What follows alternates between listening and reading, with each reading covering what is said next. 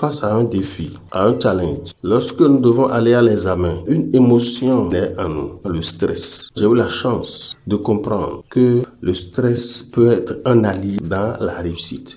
En tant que proclamateur de la parole de Dieu à l'église, chaque fois qu'il faut monter pour aller proclamer la parole de Dieu, il y a ce stress qui arrive. 2 à 3 choses sont très importantes pour maîtriser le stress. La première chose, c'est déjà de bien se préparer. Si je veux prendre la parole en public, si je dois proclamer la parole de Dieu, par exemple à l'église, si j'ai une nouvelle mission à accomplir, pour aller à l'examen, la préparation est déjà très importante. Il faut être bien préparé déjà pour ce qu'on a à faire.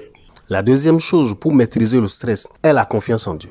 Lorsque le stress est là, il faut faire confiance à Dieu, remettre tout dans la main de Dieu. La confiance en Dieu est un élément très important dans le contrôle du stress, dans le domaine professionnel, dans la prise de parole en public, pour que la précipitation ne vienne pas tout gâcher. Et l'Esprit Saint transforme notre stress en flamme pour réussir.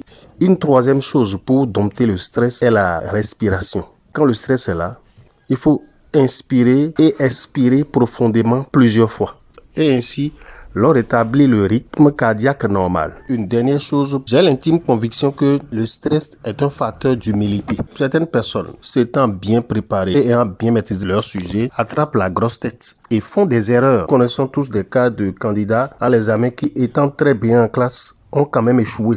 C'est parce qu'ils avaient trop confiance en eux-mêmes et ils n'ont pas eu cette humilité de se remettre en cause et de continuer par chercher. Donc le stress nous permet de garder les pieds sur terre, de rester humble, car une hyper confiance en soi peut amener à faire des erreurs.